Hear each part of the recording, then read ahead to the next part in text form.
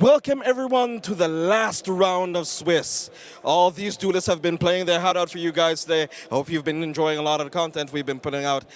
Now these last two duelists are going to be fighting for the top spots. They're on the bubble. This is going to be a really tense one. They're currently X and 2. But that does not mean that they're out of it. It'll be depending on their ties and how they'll be in the standings. So, coming in from France, Florian Minaux. So, Florian, how you been? I'm fine. Okay, so what's the event been like for you actually? It's the first event I go to too high, so I don't know. Okay, since you've been talking about that, we were talking a bit earlier that this is your first feature match. Are you a bit nervous actually? Yeah, I'm a bit. I don't find my words, so I'm a little stressed and a little bit nervous, yes. So do you think that the deck choice that you've had for this event was probably the strongest one you probably could have made? Were you testing a lot, or did you consider other decks? I don't think my deck is the best. Yeah, I tested a lot with friends of mine and during all these tournaments. So a lot of decks is strong, but I don't know. We should this. We say this. Okay. Like, did you have any really difficult matchups this weekend? One Orcus Calis. So, but I don't know why, but it is the most difficult match I had this weekend. Okay. Well, thank you, Florian. Take a seat. Your opponents will be right with you. And then coming all in from the US of A, Paul Cooper.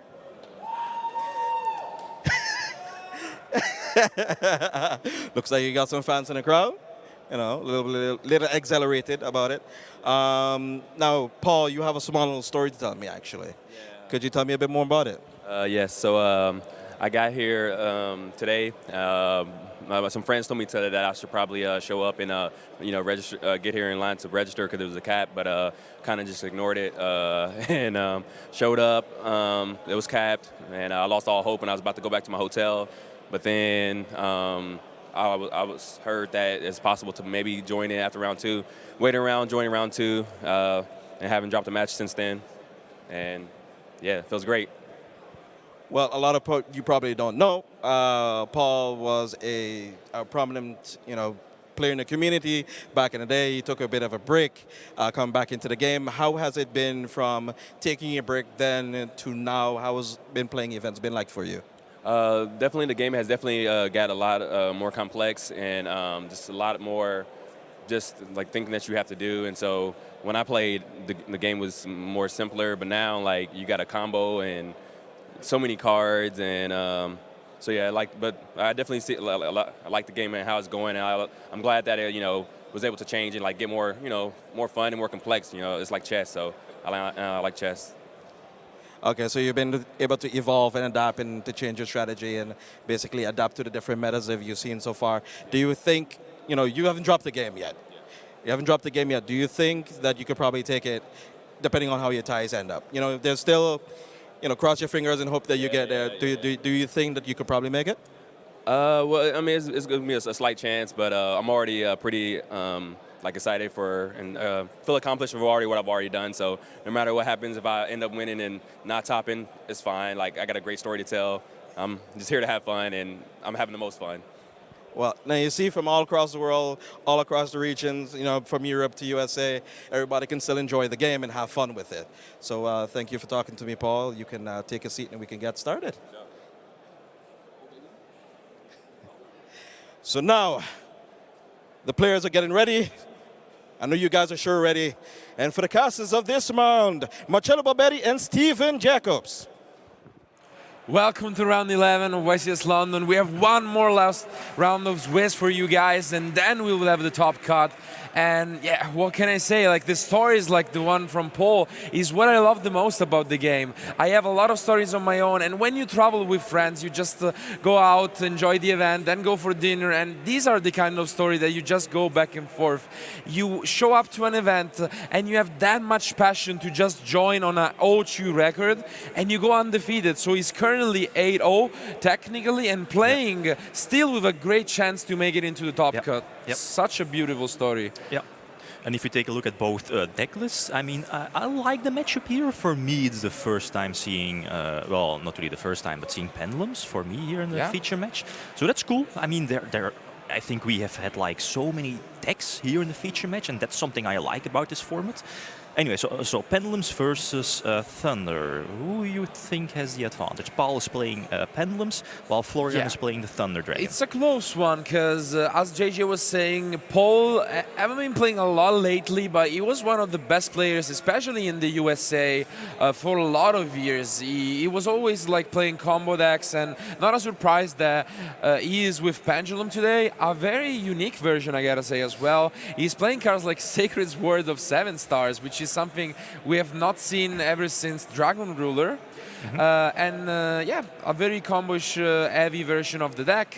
But Minaux is also on Thunder Dragon. Completely opposite way though. He took away all of the combo pieces and extenders for 12 Anthrops. Yeah, that's the thing here. We see the 3 Ash Blossom, double Phantasme, only 2 Nibiru. Yeah. That's fine. 3 might be a bit too much, but double Bell.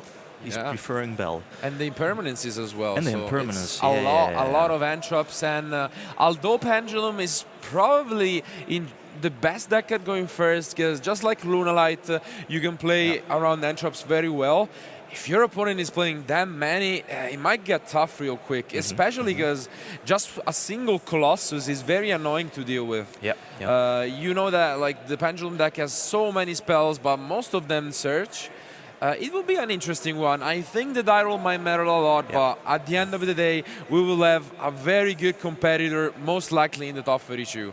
I think our players are gonna be soon ready, but before just walking into this, what is your pick for this year? Let's just gamble this time. Okay. So Paul is currently undefeated. That might be his advantage, although he might be, well, if he's not starting in game number 1, well, unless Florian bricks, of course, but I might favor Thunder Dragons a bit more in this matchup. Then again, I'm looking at Paul's side deck, and he's side decking a lot for this matchup. So, let's not spoil the side deck yet. So we're gonna keep you guys on the edge of your toes. But since you picked it, I gotta agree with you. Technically, I do think that Florian has the edge, but since you picked one, I'm just gonna go with Paul and just hope that the beautiful story can come to even a better ending. So if our players are ready, let's go to the table. Okay. So we immediately see the Secret Village in Paul's hands. Unfortunate. Yeah, that's not really the matchup that you don't that you want to have it. He won the die roll, but this hand is amazing. You did see Nibiru and Ash Blossom though from Florian. You can see how many Anthrops he's playing, because Servant though is the way you mainly play around Anthrops by summoning Jekyll. That can negate pretty much anything that's not impermanence. But Florian is gonna have a read, because if you stop the Servant with the Ash Blossom, then maybe you can have a problem, because. Luckily he does have the Ash Blossom to prevent the Servant searching our Jackal again. And that's one of the things why I definitely prefer Pendulums here in this format. Again, as you've mentioned multiple times already, it has that built-in ability to, again, put Jackal on board before, you get to your 5 summons for Nibiru. And here is the Ash Blossom, very well played here by Florian. And unfortunately, Paul opened 2 of the cards you don't want to see. Secret Village would have been amazing against a lot more matchups, but Thunder doesn't really play that many spells. And also the Aether is a card that you want to summon with the Erratic Seals, you don't want to draw. And let's see if we can still capitalize. Let's remember that Servant is not once per turn. So he can activate it again if he's able to manage to get to 3 spells. But Nibiru is there. I gotta think Florian has the edge. At the same time, he also has the Ox, so it's gonna be tough for Paul to play it out here. Because at the moment he's at 3 summons. Can he get to the Jackal before the 5th? It's tough. Yeah, you already used up his Pendulum summon, so obviously going for the Electromite, Yeah, at least he has a normal summon, which would make sense for me if he sends like the Dark Worm here, for example, because then you can go into your Guard Dragon combos. But the problem is Nibiru is there. So I think Paul just has to risk it, I guess. building up his field? Possibly. He's Or- definitely considering it. There is a chance that he knows what his opponent is playing, because the more you go into the later rounds, the more is like kind of likely that you were sitting next to your opponent. So maybe you saw what he is playing. And as you can see, this is one of the main tech in Paul deck, the Magispector Boom Bukus. Right. Yeah, as we have seen in the list here, is that we were both surprised seeing Magispector Bumbuku. I mean, the last time we saw Bumbuku was at like in 2016 Metal Foe format with Kirin as well. Absolutely. Kirin. Wow, a card that just like gives me the shivers down my spine whenever I hear the name. But I think here Paul is playing very well around Nibiru, because he sent the Jackal. Like, maybe he can get that back and use his normal summon to play around the Nibiru. So just asking for a couple of translations, because to be honest, if you don't know the matchup and you open up with the Jackal plus Secret Village, you're protected from spells, you negate a monster effect. Even though it's not the best opening, it's still pretty good. So I would like that. Let's just wait for some translations, of course, but it could be enough here, because with the Secret Village, the draw that he will get from the Electromite will probably be very important. He has a lot of draw power. He's playing Into the Void, Allure of Darkness. You usually don't see that many, but he really wants to combo off and especially have as many spell counters as possible. Yeah, the thing here is that Paul is opting for a 40 cards Pendulum build. Yeah. Like, whenever I try to like play test Pendulums or go for Endymion or something, I never can put the deck at 40 cards. It was always like 44 or 45 or even maybe And higher. he picks up the Destrudo. Okay, So okay. It's kind of a good pickup because you can use it for the Guard Dragon combos, but at the same time, Nibiru is gonna come down, which is rough. Very rough start here from Paul. He uses even 4,000 life points, and Nibiru is there, which is also able to attack over the Jackal. Well, Paul opened well. It's the fact that Florian had, I think, both the best answers, the two best cards against Pendulums. Both And not only that, is that Paul also opened two of the cards you really don't want to see, which are the Secret Village and the Aether. So a little bit of an unfortunate start here, and it seems like Florian might actually get the edge. It doesn't need to be special summoned in defense, right? No, you can choose the position, but since he summoned it in defense, I mean, it doesn't matter really. Right, I would say you can always switch next turn, but it seems like these new promos are really dominating this event. We have seen a lot of them, all of the three, to be honest.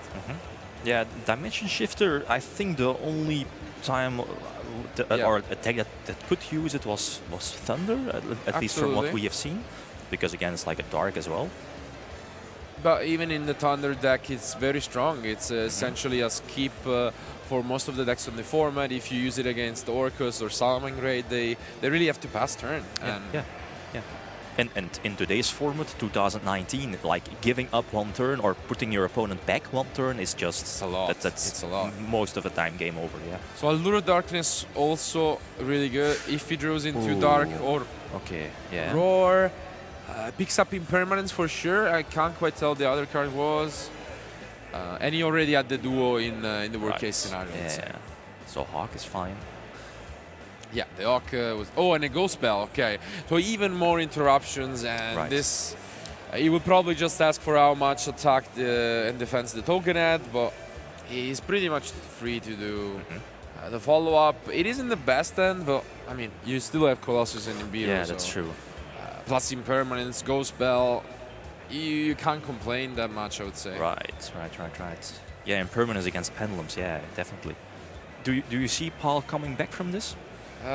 There is a small chance, I would say, just because Florian didn't have access to the good Thunder Dragon Monsters. So maybe if he picks up a very good scale, like he definitely needs to pick up Eye Scale. It would mean that, as you can see, he's placing the Impermanence in the same column as Servant. And what does he pick up? I can't quite tell. It's a monster. Oh, it's the monster, but Yeah, yeah, the gate. not really. Which unfortunately is the scale 0, and he really needed the I1. But at least now we will be able to resolve the servant. That's true. So that's really good. And although the Electromite is gone, he still has some options. Because let's remember that although Pendulum, when going first, can put up a lot of negation, the Vortex, the Synchros, when you go second, you can use those to make, for example, Boros Word and Borreload. So OTKing is also quite easy with the deck. Is he playing Borreload? He's playing Boros? He's playing the Boros Word only, I believe, because he's using also the Raven with the new Dragonity link. Right, so. with Romulus, yeah. So with Jackal and Secret Village, you really needed that eye scale. He's gonna try his best to stay in this, and it's not gonna be that easy. Especially with the impermanence to shut down any potential card. I'm thinking where he could go, but I don't see many options. Maybe if he can normal summon, but still, he doesn't have a way to clear this board. That's the thing, yeah, indeed. And now the Hawk is gonna put back the Thunder Dragon in the deck, hopefully drawing for something better. How do you feel about Pendulums? Is it like one of your deck choices, or would it be one of your deck choices if you like go to a YCS? Which one? Pendulums. I mean, it's a very complicated deck to play, I feel like, so you need to prepare it very well. And I do like it a lot going first. I think it is usually the best deck going first, but going second, not as much, especially once we have seen that there are a lot more traps in the format. Especially the Solemns. Yeah. So not really sure why they are probably checking something. I think they're arguing because there was a little bit of error last turn with the attack on the token, because that's the same I was thinking, because when you use the Strudo, the defense is 3000, so it should have been bigger. Right. So they are probably arguing over that one and trying to fix it. Because if I remember correctly, it tributed over the Strudo, Electromite, and one of the monsters that was on the field. And the Strudo would have been 3000 defense. So Was it Aether, I think? Aether, the last monster that was on the field? Off of the Pendulum summon? So that's what's going on here. So they're currently checking out for the tax, of course, but it seems like they're gonna need to fix this. Yeah, nothing too major, but it's gonna be better for Paul, because like nothing changes. The only thing that's gonna change is that we are luckily able to rewind at the beginning of the turn, because nothing really was changed. Right. But having the token on the board matters a lot, because now we can use it as a link material. So no, the impermanence was still face down, so that doesn't change. The Ghost Spell will be there, but of course the attack over the Colossus did not happen, which means that the Thunder Dragon was not shuffled back.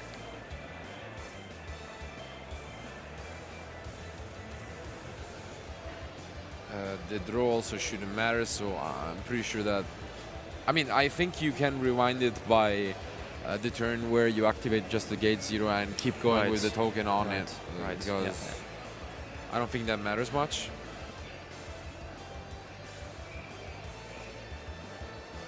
So yeah, they're just checking the life points, but Paul is still doing well, right? Especially after that first turn. I mean, his first turn. It was a bit of a bummer for him.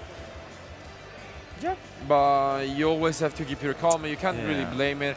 And I would say that we can go back to us for a couple minutes while they are checking the situation.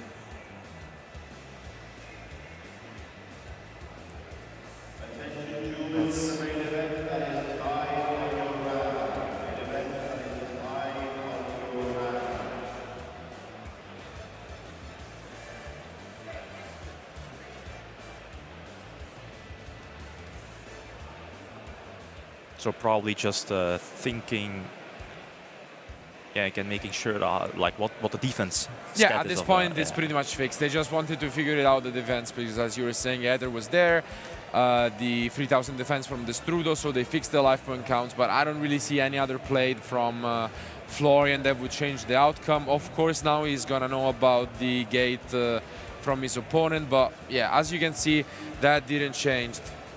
Right. Right. And it seems like now the situation should be cleared. As we were saying, it can happen. Yeah. The pressure can get to you, especially when you're playing on the bubble. But now everything is fixed, so let's go back to the table for some action from Paul. The gate 0 again, giving the 3 counters, yeah. So the thing now is that Paul knows there's an impermanent set. Maybe you could have like telegraphed it with, you know. Did he though? I don't think he flipped it. So okay. he didn't use it. He didn't use it. So okay. he still doesn't know. Of course, like the fact that he set it on the same column, and again, it's a big tell, I would say. But nothing really changed. You have a token there, which is quite big though. Yeah. So it's very important because there were no huge Thunder Dragon in the graveyard that you can get an advantage from, which means that you can try and push over the Colossus more easily, and also use it to summon a Jackal potentially. So it's better, not super different, I could say, but still, might as well get that token. Of course.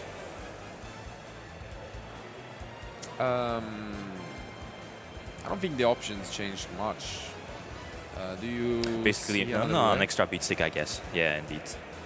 Not really sure what the correct attack stat is. Yeah, it's tough to say. If it was the Ether, it should be around the 4,000 left, because the Strudo is 1k. So. And then 18 from Electromite. Yeah. And now you can see a little bit of a difference from Paul. He does not attack over the Colossus, because he knows that his opponent wanted to use the Oct to shuffle back, but it's part of the game, and unfortunately the mistake was for both of these guys, and another impermanence is picked up by Florian, who is now kind of stuck.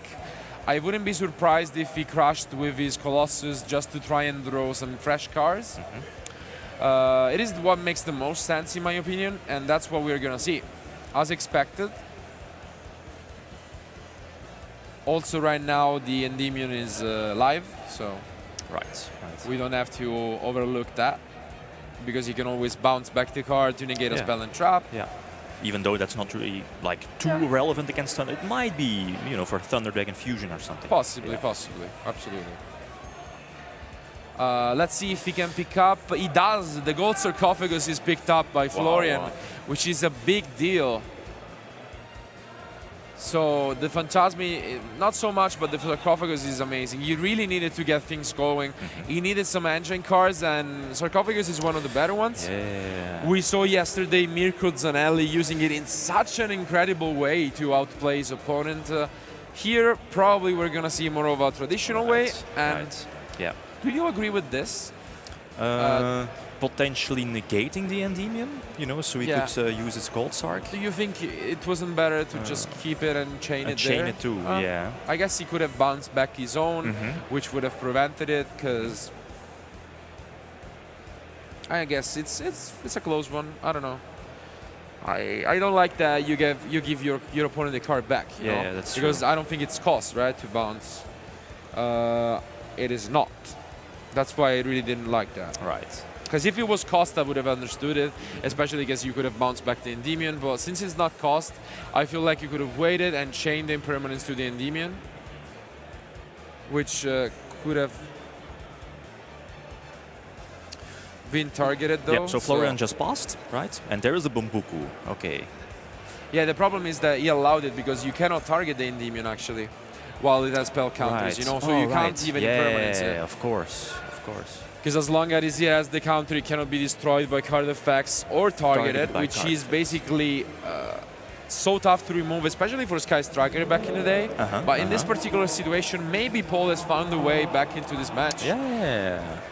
The Bumbuku is picked up as well, which is good because it's a skill 5, if I remember correctly. Yeah, it is. Which means that you can get back another Bumbuku, and now you finally have access to one of the first Pendulum summons in this duel. Yeah, finally. 13 minutes in. Yeah, sooner or later, but It's going for the Demon, yeah. Okay. finally getting some Pendulum Summon, and the Right, Ether now is right, gonna be amazing. Right, Wow, right. this might be enough. Yeah. I think this is gonna be enough. Yep. Paul is gonna play around the Phantasmi. He's gonna banish the Colossus, and incredible turnout of events. We even through an Ashen and Nibiru. Yeah. This is game over. Game one goes to Paul. The dream is still alive. Wow, what a match. Oh yeah, especially after, you know, as you said, like a bad beat during the first turn, both Ash Blossom and the Nibiru. Okay, cool. Good Nice, one. nice one. A rough start because there was a bit of confusion around the Nibiru, but overall, great short of plays from both sides, and in the end, the Endymion was just good enough to survive through everything. Yeah, yeah. And now we go to the side decks, and if Paul was a little bit of a disadvantage in the game one, now the side deck is incredible. Yeah, So- like if you look at Paul's side deck, I mean, he's let me double check. We are seeing the Dark Ruler no more, Yeah. which could which should definitely go in. We see Sphere mode as well. It's not hasn't been too popular, Sphere mode. I mean, it's for seeing the deck list here that the first time they're seeing it. Yeah, you usually see a Nibiru nowadays just because it doesn't waste your normal summon, but of course Sphere mode is better in the decks that can afford it. First of all, because there is nothing your opponent can do to prevent it, pretty much. Also, you can draw it later on, and with Paul having that many, like Allure of Darkness into the Void, he really can get to the Sphere mode. And you don't really need the normal summon in Pendulum that much. So Yeah, indeed. Yeah. it's looking better now for Paul, especially because it's the other way around for Florian. The main deck was very well built against combo decks. The side decks, not so much. Twin Twister maybe, but Could we see? But that's probably a long stretch. But DD Crow maybe. But yeah, I mean, could be the case. Ghost Bell might be safer, but Yeah. I guess just Twin Twister. He's probably gonna try and hope that Colossus plus Twin Twister gets him there. And we'll see. In Gant, for example, we saw a future match when Joshua Smith lost to a Pendulum player that at the same time was playing Lava Golem instead of Sphere. Yeah. And it worked because Joshua ended on 2 monsters instead of 3. So Sphere mode would have been not the best in that case. Right, yeah, because people definitely expect like, oh man, my opponent could have Ra Sphere mode, so I'm not going to put up that third monster, but then boom, your opponent is dropping the Lava Golem. And especially in Pure Thunder, where you really want to play against around the Nibiru, it's often that you can just end maybe even on a Masquerina plus Colossus, which is just 2 monsters. Yep. So Florian definitely wants to go first, right? Absolutely. I don't think he can ever. I don't think any deck can afford to go second against Pendulum. As I was saying, and as we saw, it's very tough to stop it, and especially Paul version that's so focused on drawing. For anyone who just tuned in, as you can read on the top left, it's round 11, and this is a bubble match, so it's all or nothing. These guys came all the way from their countries. They're 8-2. Paul, slightly more, coming all the way from the US, and let's remind, entering with late registration on round 3 and going undefeated. He still has to lose a match. So yeah, that's the thing, right? I mean, you started your first day on Saturday like, oh man, I'm not in the main event, or you're starting from like round 2 or 3, and he managed to go all the way to round 11, pretty much undefeated. It's such a beautiful story. Yeah, it's a very nice recovery from him. Yeah. Okay, let's And see. now let's take a look at these ends. Okay, we see some end traps already. It's a decent end, I would say. Below average probably for Florian. He's still missing one of those crucial normal summons. You really want to have an Aloof Lupine or the Batteryman Solar. While for Paul, it seems like it's really better than the previous game. I see the Shrine. Yeah. And Is it the Mastery? Yeah. and even the Abductor. Abductor as well. That's Much better now. Yeah, fantastic for opening, although he's not opening the tool, probably. And especially not as good against Colossus, which for sure we're gonna see here. Amounts of play kind of limited. Yeah, I would expect a Link Uribo here, which it's probably all you can do, because you go Linkuribo, then the Oki is live, and if you go for Titan banishing the Dark, then you can start things going. But do you play around Nibiru here? That's my main question. Yeah, interesting one. I mean, the Shrine as well, Abductor, Mastery, and double Endymion, that's not really that fantastic. Yeah. I mean, this end going first would have been blowout. insane. Yeah, insane. yeah. Going second, we know that one Colossus is enough usually against some of the ends, but... Yeah, Abductor doesn't get a Surge, Mastery as well, no Surge, Dragon Shrine No into Surge. Darkworm, no Surge. So it would really change the end a lot, but Florian is not scared of Nibiru, is going all the way in. I really hope that he is not gonna rely on Titan instead. There is a chance that he still plays around Nibiru by having the Matrix in hand and then searching a card, but doesn't seem so, and he's got the Roar. Okay. Not too sure What are about they that checking? one. Yeah. Yeah, no, I was just thinking about what to search, but Right. let's see if he wants to play very conservatively. He can use the Roar, get back the Dark, and have basically 2 pops with the Titan. Would you prefer that over the Colossus? I don't think so, but I mean, it's good enough, and that's what he's going for. So he thinks that Titan destroying 2 cards is better than Colossus. I have my doubts, and evenly matches picked up. Wow. Setting the fusion might actually be a bad decision here. Yeah. Even though at the same time, evenly doesn't do much to impact the board. Like, he gets rid of a Linkuribo, that's pretty much it. But if you're Paul, you might just do it, because you don't know what's the face down. So. Of course. Yeah, there's an Ash Blossom as well, so that's probably one of the reasons why he did prefer going for Titan over Colossus. He thought that, by having the Ash Blossom on top, you basically have 3 layers of interruption, and are you gonna use it here? He does not. He might wait, yeah. It would have been a horrible one to use it on, I feel like, but he thinks that's not the case, and now it's gonna be a close one. Again, the Mastery as well, so... Yeah. Do you... Should he Ash Blossom this? You can, but do you think there is a reason why he didn't go for the Mastery before? It's like, I feel like he could have had one more search with the Shrine, you know? But it doesn't really matter, that's gonna be negated, so... Yeah. Now the Titan, I would assume, will come down. Probably waiting for the Adapter, or even just using it here. Yeah. There is no interruption for Paul. Nope. Okay. Again, as a reminder for anyone not too familiar with Thunder, you just need to activate any card in response to the Thunder Dragon, because the Titan needs to be activated directly in chain, but Paul doesn't have that option, and he's probably just gonna pray at this point, because you know the Matrix is there. So you're gonna pray that your opponent doesn't destroy the scale. Because the last card in his hand is unknown. What would you do if you were Florian? Would you just go for it? Oh man. Like Paul only has 1 card in his hand left. One card, right? Being the Endymion. I think you should go for it. But you should use the scale Titan. do you pop? Probably the low scale again. Okay.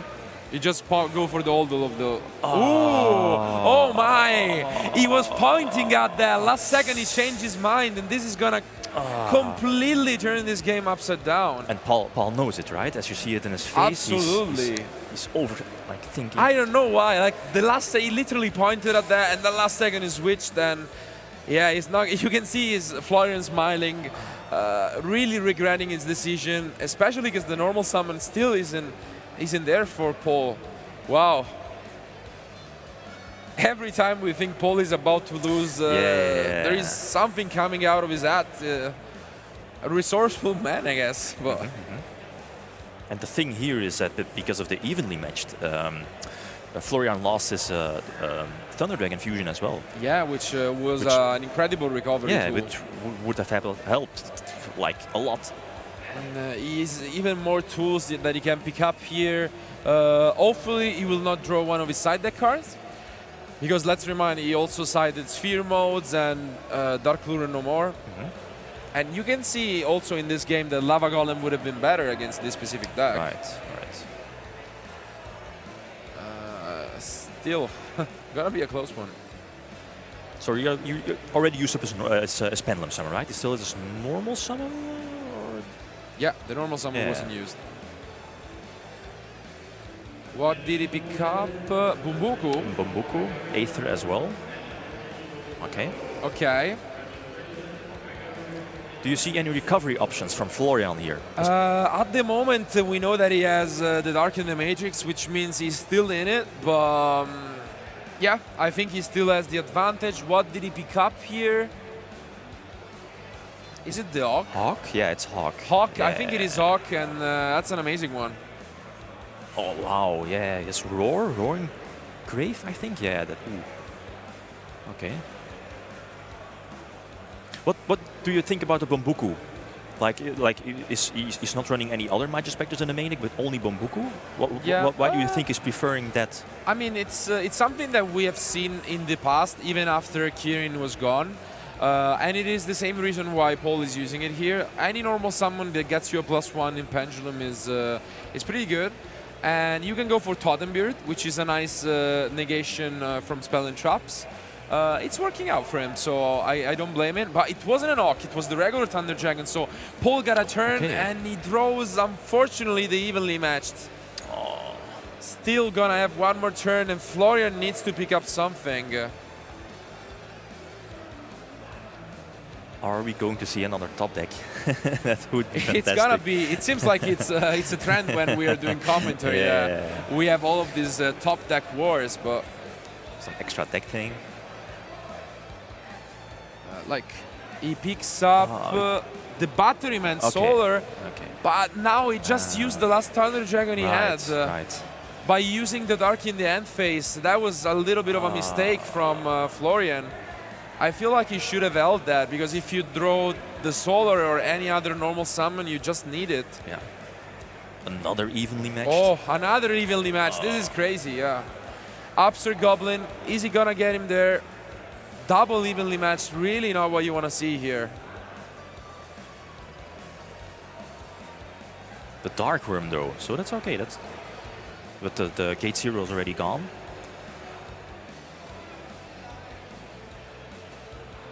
We also saw that Paul is running the secret, the seventh, what's it called? Secret Star Sword? The Star Sword. Yeah. Maybe he decided it out since he's going second, but... What do you think of it? It's probably just an extra spell, extra draw, it's counter. An interesting card. And okay, the Dark Worm used as a skill will allow him to Pendulum Summon from 6 to 8, so from 5 to 8 rather. He can't summon the Dark Worm, Of course. He can get the Gate, which is isn't the Endymion level 8 as well? I thought, or is it level 7? Level 7, I think. Yeah. Is it? I think so. I'm not really sure. Not 100% sure. Jackal is 6. I would like to check that.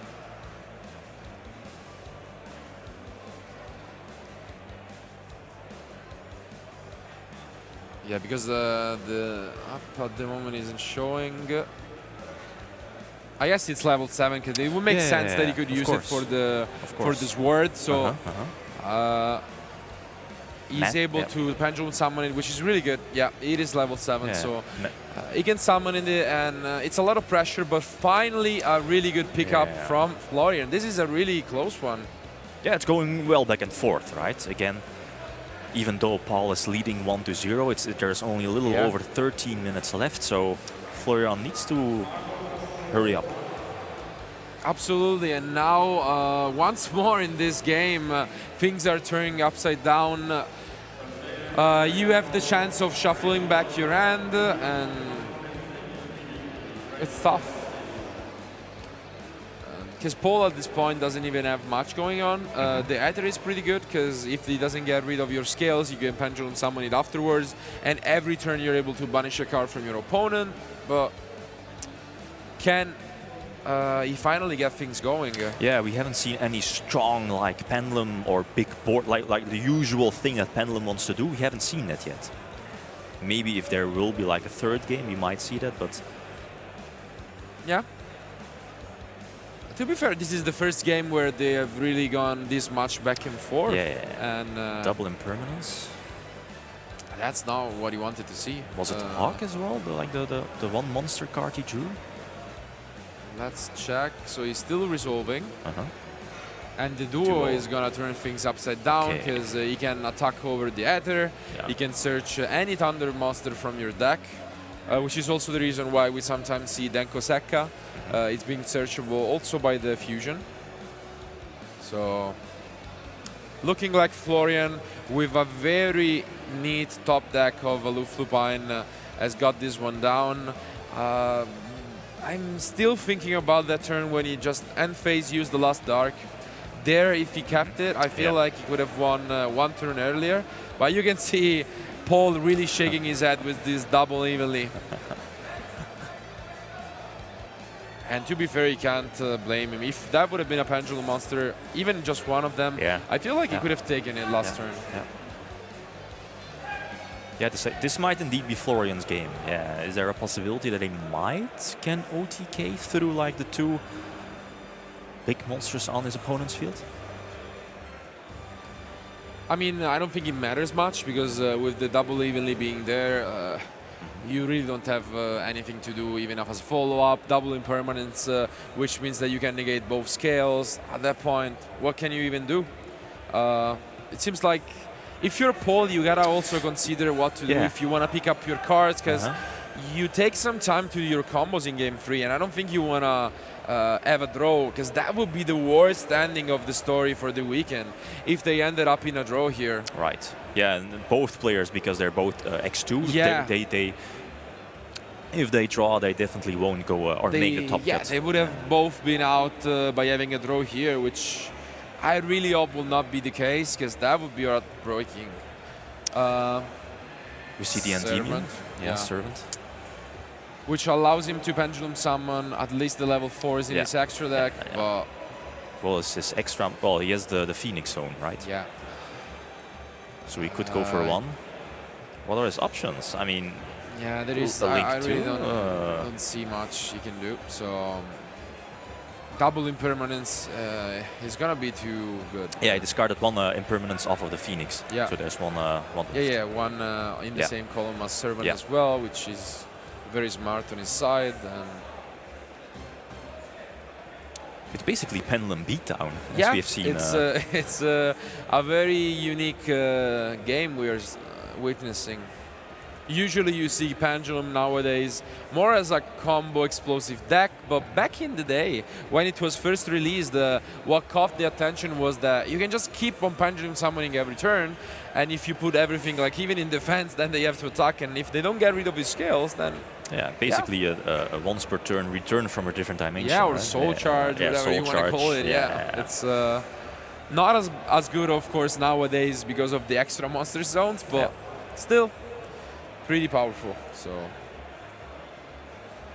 okay, he reveals that he's playing a second duo. Do you think that's correct? Like, we have seen people go back and forth in the ratios for duo. Double duo, yeah, probably made two. I mean, it's basically an extra beat stick as well. Opening it, it's not that fantastic, but I mean, if you're not maxing it out, like just two in the main deck, I guess it's fine. You want to see it sometimes, but not all the time. Okay, and let's see again. Getting worried. The time is not that long, and I don't think there is like a Gaga cowboy somewhere. All right. Which could like would steal. explain some things, but let me check his extra deck. I really didn't see any card that deals damage in time. Yeah, I don't see any of them. Might be wrong, but Pendulum's, at least I've seen the Vortex. Yeah, I can't see any of the close. So I'm really worried about what Paul is thinking here. or maybe he just wants to go second in game 3, use his sphere mode and just push some damage. Right. That might be an option as well. But really not sure what's his reasoning at the moment. He knows well, right? I mean, he's an old school player. He's been playing the game like really long. I feel he's used to these kind of settings and stress, so has probably thought it out already. And now you see the Dingirsu being summoned by Florian, who is almost flexing at this point with his combos. And you do see this from very experienced players, though, where they almost never scoop soon, you know? And Mascarina as well. Yep. I feel it's also a very difficult skill cap, like knowing when to pick up your cards. It is a mistake that I've seen a lot. For example, Federico Mecozzi, which is also quite a known player. I have kind of called him my pupil for some time. I knew that he was one of those guys that would never ever give up. Sometimes you take some free wins, but sometimes you very risk it. You risk especially having draws. And it's something that you should focus a lot on, because you really have to know when to pick up your cards. Yeah, that's the thing, right? I mean, if you're playtesting at locals or between your friends, it's not that important of keeping track of, like the time, of course, but going to a regionals or YCS, then that's important, and that's a factor. Like, you can't really train it, if that makes sense. I mean, you can, but you need to basically play test with a clock, which is something that I think less than 5% of people probably do. That's a lot already, I think. Yeah, probably even more, than that. And it is something useful that, depending on the format, I do. Like, for example, for Sky Striker, it is something that I used to do, because you knew the deck was going to go into time, and you needed to see how long the combos actually needed from the other decks to win. So this is a good field. I mean, both Titan and Colossus finding the Colossus hitting the field. Unfortunately, those evenly still they're stuck completely. Maybe if he top decks Sphere mode, he could come back into this, but man, that if we see a Sphere mode, we do not see the Sphere mode. He cannot activate the Mastery, which I'm pretty sure will mean that this game is over on the spot. Let's just wait for Paul to, of course, go through his options in the extra deck, and I'm pretty sure we'll soon realize that. Okay, so he doesn't even allow him, because of course Florian doesn't know about the double evenly. So of course, he wants to be safe, but he doesn't. He Pendulum summon, because what probably happened is that if you are the turn player, priority, like, sure, you could have used that in the standby phase, but if you allow your opponent to enter the main phase, they can Pendulum summon before you have the chance to do that. So a little bit of a mistake here from Florian. It will not matter. And Paul picks up his card. We are gonna see a game 3 with only about 5 minutes remaining. What's gonna happen? I'm not sure. It's gonna be very close. I mean, Paul, of course, has the advantage. I mean, he can definitely go first. Should he go first here in this matchup? Usually, yes. With 5 minutes remaining, I'm getting really worried. And you can see now he realized it. He sided out all of these evenly. He kept the secret village, which I am very skeptical about. But it seems like he's ready to go like full combo. I'm really worried, though, because it takes a while. So if you play through, if your opponent stops you, there is a big chance that even though they're going to lose the game, they're going to deal some damage to you. If they don't stop you, you need a lot of time to do the combos, and then they can try to play through. If they deal damage, they win. If they don't, it's a draw. It's a draw, and that's a scenario you don't want to get. That's why I really think Paul should have picked up his card earlier, but now there is some time. His end looks incredible. We see an upstart. But the Upster Goblin in time. Should you risk it? I'm not sure. I don't even have the timer anymore, so I'm completely worried. You can see the crowd gathering to watch it, but let's go soon to the match, because it's gonna be a very close one.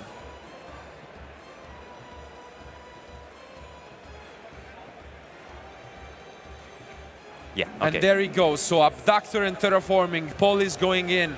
We do see the impermanence from Florian, but the rest of his hand actually looks very bad. Mystic Mine, very interesting choice. If you caught your opponent off guard, you can take it, but opening double Thunder Dragon, the worst thing that you can have in this deck. Do you think he's ever going to use the Upsurge? He discards it for Raven. Yeah, of course, he should. You can't risk it, right? With like only 4 no. minutes, with your heavy combo ready. I mean, he has everything. I mean, The impermanence, we'll see how much that matters, but I do remember a similar future match at the European Championship back in 2017, where like Michael Forner won a very similar game because his opponent activated the Upsurge Goblin. And right. he risked it, but it didn't pay off. Right. And Paul is an experienced player. I would have bet that he would have not activated that. And he picks up the Bumbuku, so it seems like he's going all in. Impermanence probably coming down here. Yeah. Okay. Is it gonna be enough though? It seems like he has so much advantage. This is incredible from Paul. it's playing really, really fast. I think he's got it, but does he have enough in 3 minutes? That's the my thing. main concern. Yeah. I really think this duel might end in a draw. Does he have the time? At the same time, Florian doesn't have anything at the moment, so if Paul is able to set up a negation for the Mystic Mine, He should, right? With LP. maybe his opponent will just pick up his cards knowing that the game is over. I do hope that the sportsmanship will be there, and I'm pretty sure that this Druid will not be activated. Yeah, of course, of course. Hopefully, Yeah. because after not using the Upsurge Goblin, that would be a shocker. So, is that gonna be almost it? It seems like. Yeah, he passed. Okay. Can he pick up something usable? Gold- It's a gold Oh. sarcophagus. Is Really he- good pickup. Okay. Mystic Mine. Mystic Mine comes down, and Yeah. That's going to force out. Yeah, okay. yeah, but now it seems like it's a close one. But the erratic seal might just be enough, because the rest of this hand doesn't do anything. Are we gonna see a mine game just like the one from Zanelli? Yeah. Doesn't seem so. No, I don't think so. And with 2 minutes Dark as well. remaining, I feel like, are you gonna use the erratic seal here? We know from our view that if he was gonna use it here, the game would be over on the spot. It seems like Paul is not going for it though, which might cost him the game, because now you can add the Hawk, you can get the fusion, and I feel like that could be enough. You probably want to maximize the value off of the Aether as well. With the Aether, you're right. Maybe he will be, but... Oh, but he's not entering battle phase. Wow. So with the battle phase being gone, he bounced back a card from him instead of bouncing back the Colossus so that the Aether can banish it, Right. which is a very good play from Paul again. Yeah. With 1 minute remaining, does Florian have enough plays to still keep playing? So is it gonna be a draw, or is he gonna have a turn for Paul to actually take some life points? This is gonna be super close. I like these duels when it's like almost time Down and to the the wire. players going really, That's really crazy. fast. This is gonna be absolutely fantastic. I don't know. How should, I'm kind of speechless. just Colossus and type? Wasn't that the Titan though? Wasn't that the Titan instead of the Colossus? I mean, he used Thunder Dragon Fusion sent back like a Thunder Dragon as well, so Yeah, I guess he shuffled back 2, but instead of 3. But I'm very confused. I thought that was gonna be a Titan. they're playing really, really fast. Yeah, they're so- playing super fast. Handshake comes down. I don't even know anymore. Paul S. take. Oh my. Did he have enough damage, or is this gonna be a draw though? I think that's gonna be a draw. I don't think there was enough time. Is it? I think I'm not sure. Did we see We're it? gonna have to be Was there- and ask him. I saw the sign on Paul's name, because I don't think he damaged him. But Was there an Aether in the extra because of the Pendulum Summon yeah, and Beat but Cup? you cannot enter the battle phase anymore. Oh, it was overtime. Okay. Yeah, that's okay. why. Okay. I mean, I'm pretty sure. Well, that was an incredible match, first of all. I am pretty sure that I saw on the slip that since the opponent gave him the handshake, he conceded, which is a lot of fair play. If they drew, that would have been the end of their tournament. So what can we say? It was an incredible match. They both show that they know what they're doing with their decks. Paul, especially in game one, he came back from such an unfortunate situation. Ash Blossom, Nibiru, and definitely would Colossus, not have seen. no one. I think if anyone was betting on this match after game one, especially, everyone was going to be on Florian team. But Paul, the story of the weekend, I can't believe he's still in. 0-2, entering late registration, still undefeated. 9-0, and now he wins, and hopefully, please, God of tiebreakers, who knows? I really hope that he's gonna make it because he deserves it. He didn't drop a single match the entire weekend. That's so crazy. I mean, okay, you're coming from the States, you feel so prepared. You're here on Saturday, and you have like the bad beat. Okay, I'm not in the main event, but eventually you're here. Okay, I can participate, and you're going again all undefeated. Basically, it's crazy. If you take away those two games that he didn't even play because he just entered late, he's 9-0, which is impressive. It means that he's just going undefeated. There is no one stopping him.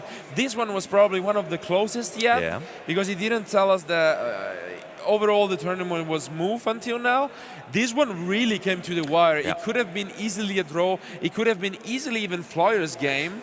Yeah, remember the Colossus, and if you ended with Colossus earlier, and that could have been the change already. So absolutely, I'm still shaking. This is really the beauty of Yu-Gi-Oh! But yeah, that was all from the last round of Swiss. First of all, I want to thank you a lot for being part of the team.